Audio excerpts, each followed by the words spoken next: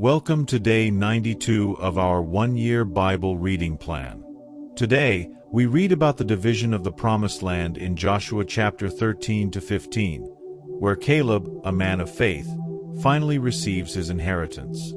In Luke 9 verses 18 to 36, Peter declares that Jesus is the Messiah, and we witness the breathtaking transfiguration of Jesus. Let's dive in. Joshua chapter 13.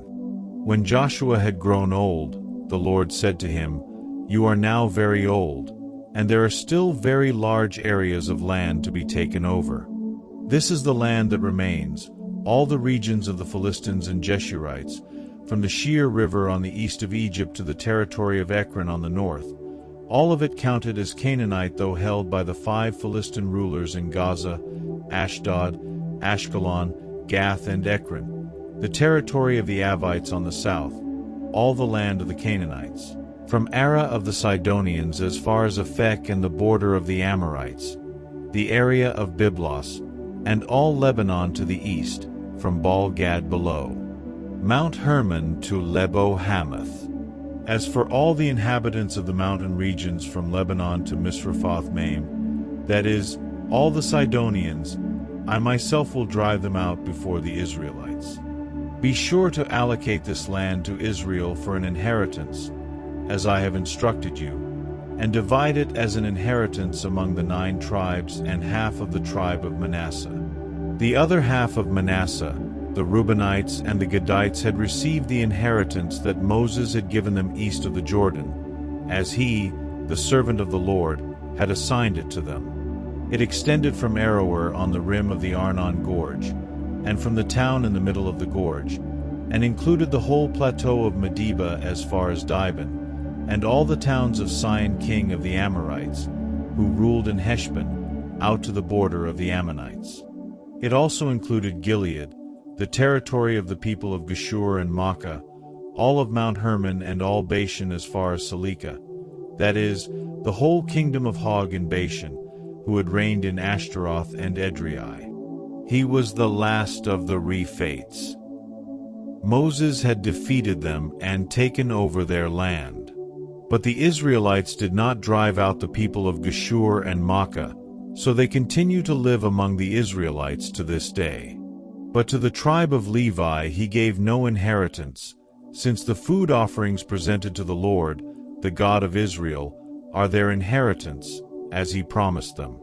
This is what Moses had given to the tribe of Reuben, according to its clans, the territory from Aroer on the rim of the Arnon Gorge, and from the town in the middle of the gorge, and the whole plateau past Medeba to Heshbon and all its towns on the plateau, including Dibon, Bamoth-Baal, Beth-Baal-Meon, Jahaz, Kedemoth, Mephith, Kiriathaim, Sibmah, Zereth-Shahar on the hill in the valley, Beth-Peor, the slopes of Pisgah, and Beth-Jeshemoth, all the towns on the plateau and the entire realm of Sihon king of the Amorites, who ruled at Heshbon.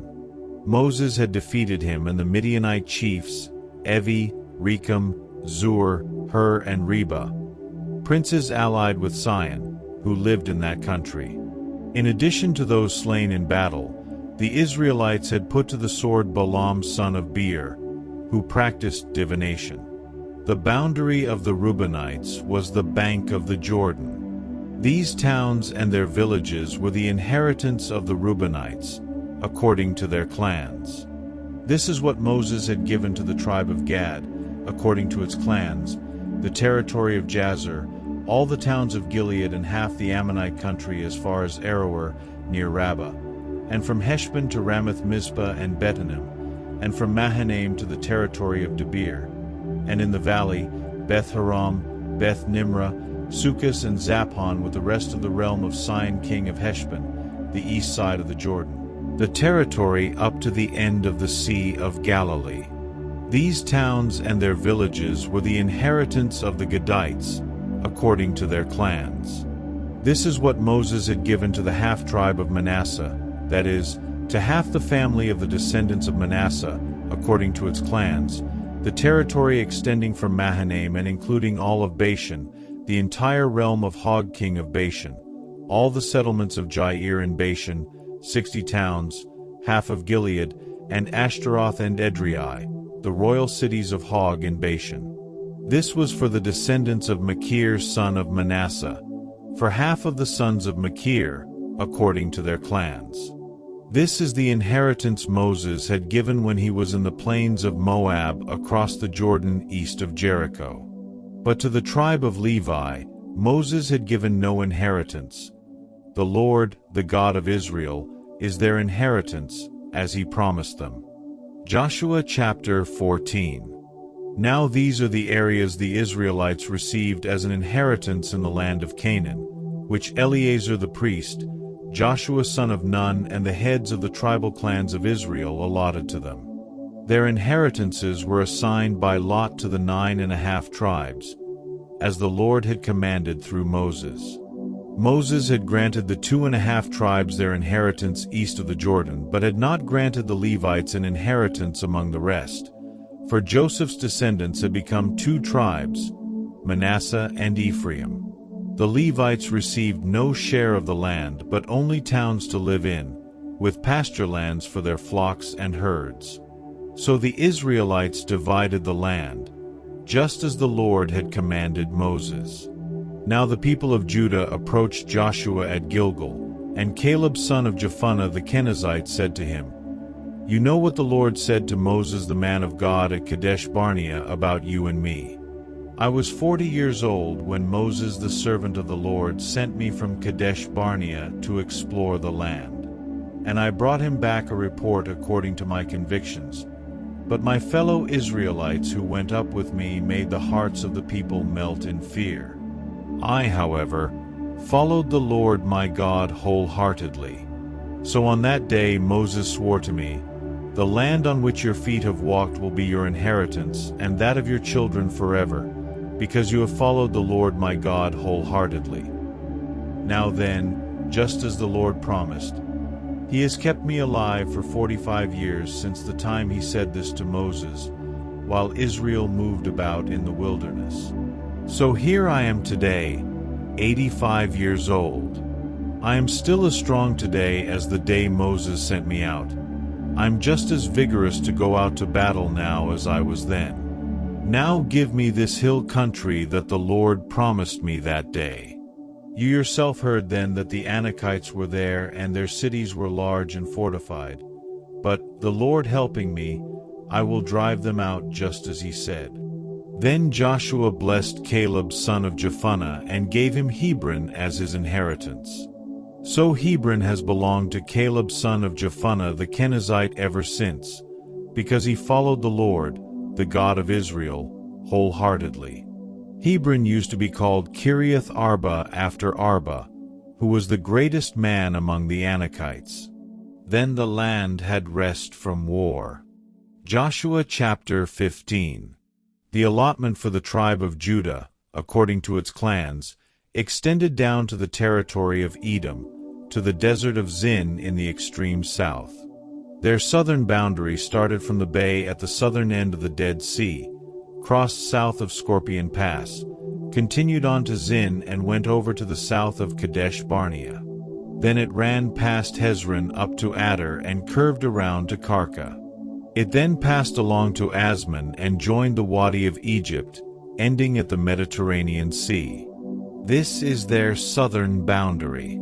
The eastern boundary is the Dead Sea as far as the mouth of the Jordan.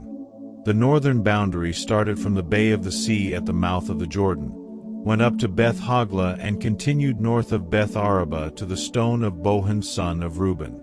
The boundary then went up to Debir from the valley of Acre and turned north to Gilgal, which faces the pass of Adummim south of the gorge. It continued along to the waters of En Shemesh and came out at En Rogel. Then it ran up the valley of Ben Hinnom along the southern slope of the Jebusite city, that is, Jerusalem.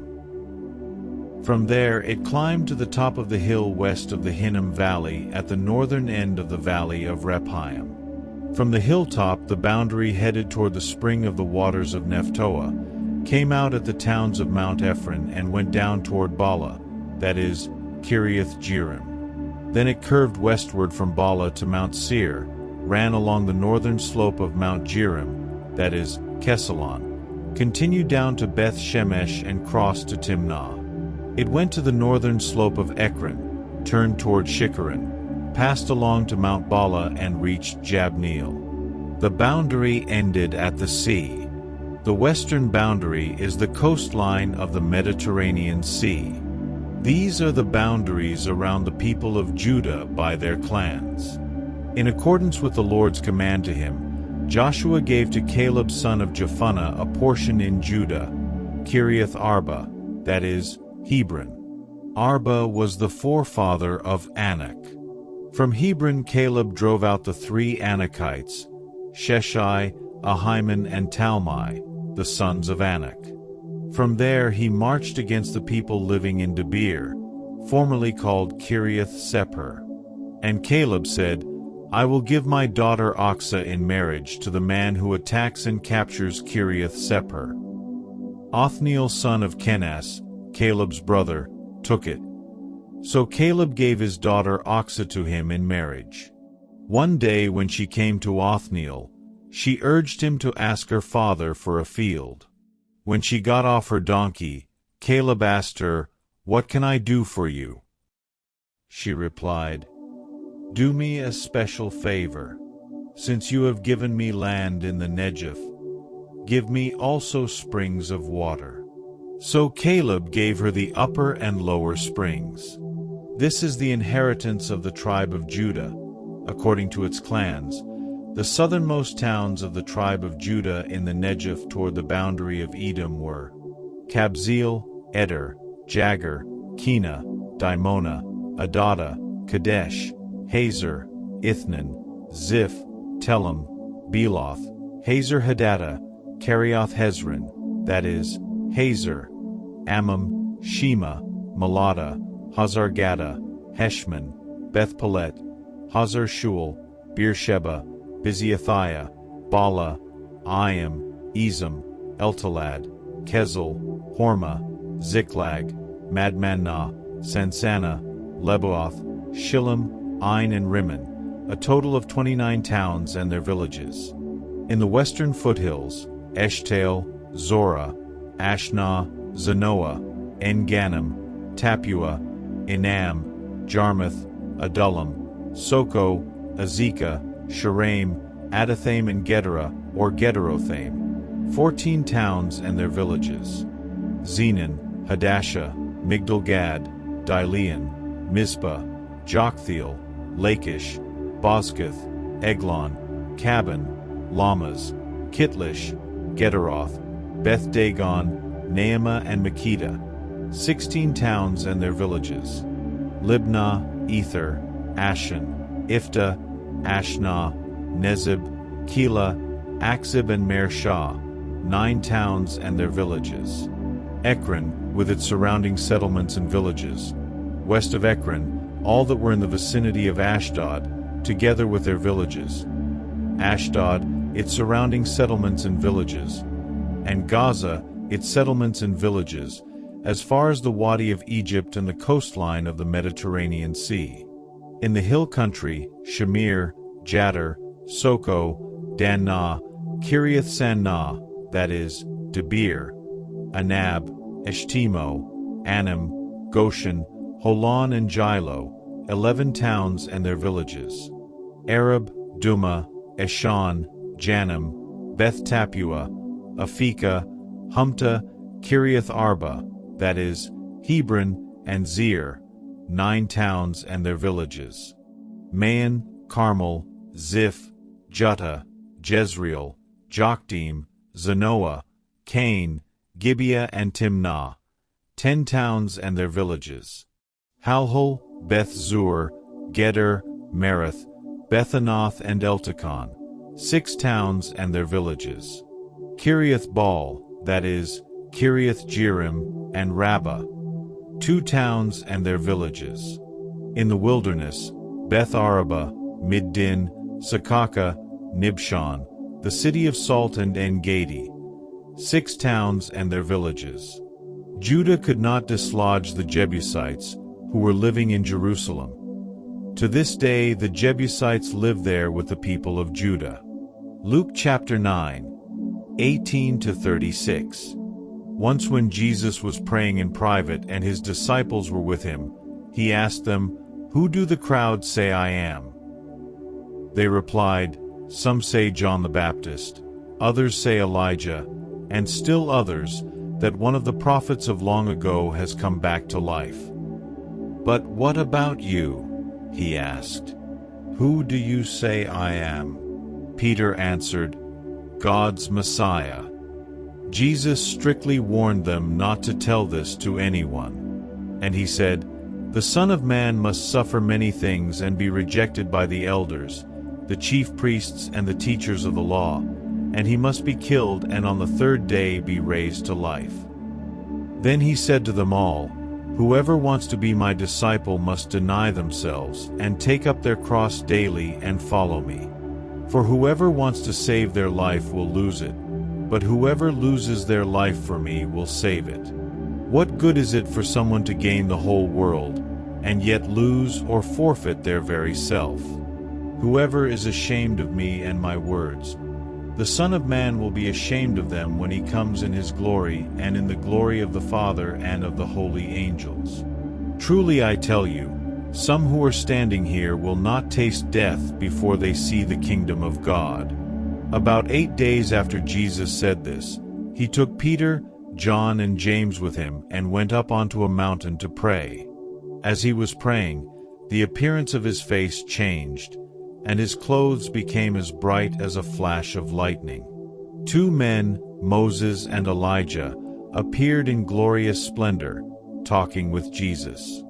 They spoke about his departure, which he was about to bring to fulfillment at Jerusalem. Peter and his companions were very sleepy, but when they became fully awake, they saw his glory and the 2 men standing with him. As the men were leaving Jesus, Peter said to him, "Master, it is good for us to be here.